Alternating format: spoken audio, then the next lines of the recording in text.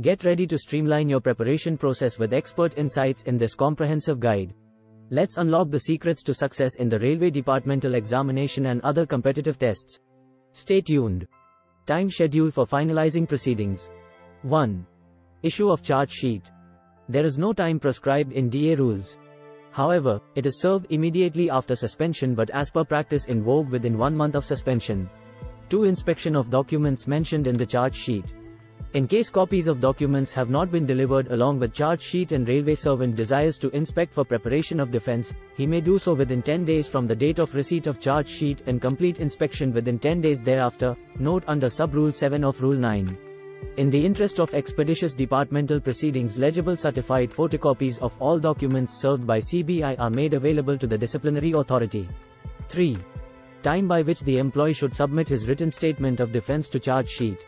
10 days or such further time as the disciplinary authority may allow, sub-rule 7 of Rule 9. 4. Time by which date inquiry should be fixed.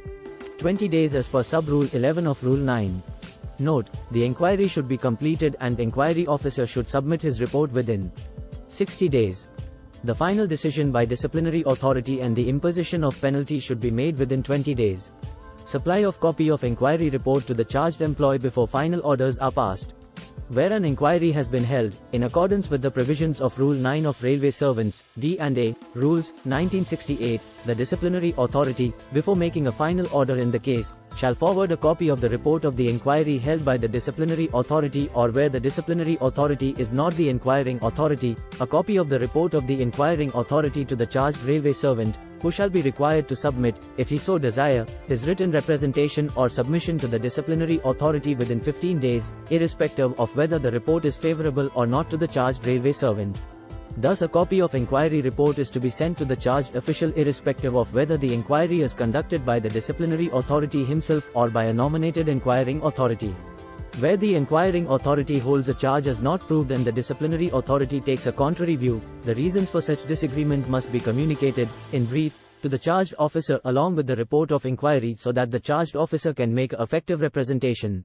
This procedure would require the disciplinary authority to first examine the report as per laid down procedure and formulate its tentative views before forwarding the report of inquiry to the charged officer. R. B's number A, D and A, 87 RG 6151 of 4/4/96, Baharis 3396. 5. The appeal should be filed within 45 days and no appeal should be entertained unless such appeal is preferred within a period of 45 days from the date on which copy of order is delivered. Appellate authority may entertain the appeal after the expiry of 45 days if it is satisfied that the appellant had sufficient cause for not preferring appeal in time. Rule 20. The inordinate delay in finalization of DAR cases lead to corresponding delay in promotion of the staff against whom the proceedings are pending. In this connection, a model time schedules for finalization of disciplinary proceedings has been fixed 150 days in board's letter number A, D and R, 86 RG 641 of 3/4/86.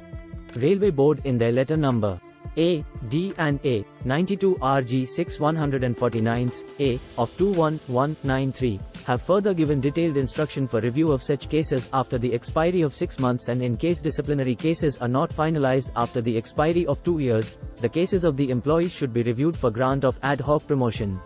RB's No. A, D and A, 97 RG 626 of 18997, Baharis 12397 and A, D and A, 97 RG 627 of 11097, Baharis 12697.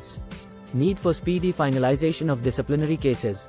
Attention is invited to Board S Instructions A, D and A, 85 RG 621, dated the 30th of May 1985, A, D and A, 86 RG 641, dated the 3rd of April 1986, A, D and A, 906 RG 618, dated the 2nd of February 1990, A, D and A, 97 RG 6, Monitoring, 1, dated the 20th of July 1998 and the 28th of January 2000, A, D and A, 2000 RG 663, dated the 18th of December 2000, A, D and A, 2004 RG 614, dated the 2nd of July 2004, whereby the need for speedy finalization of disciplinary cases has been emphasized from time to time. This has also been reiterated recently with a board's letter of even number dated the 23rd of September 2008. The railways were also asked to develop a mechanism to monitor the disciplinary cases so as to avoid unnecessary delay. The cases which have not been finalized even after 2 years of issue of charge sheet should be reviewed immediately at sufficiently high level at the railway headquarters, and necessary guidelines be given to the concerned officers to finalize such cases immediately.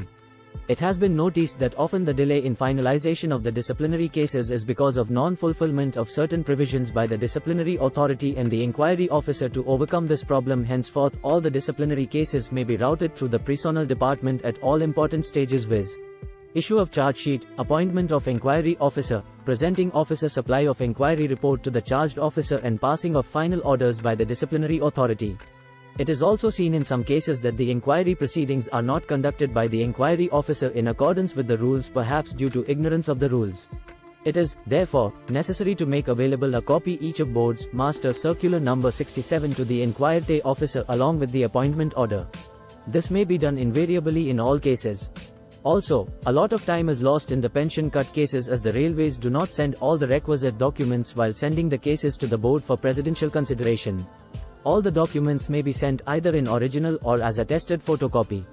It is once again impressed upon the railways that while forwarding cases to board, care should be taken to ensure that all the requirements have been complied with and the checklist etc. are filled incomplete in all respects to avoid back reference and consequent delay. The time taken from the date of issue of charge sheet to the date of reference to board may also be explained in detail to enable the same being conveyed to the UPSC. RB's number A, D and A, 2008 RG 629, dated the 4th of August 2009, Bahari's 142,009s. Thank you for tuning in to our in-depth discussion on preparing for railway departmental examinations and other competitive tests within the Indian railway system.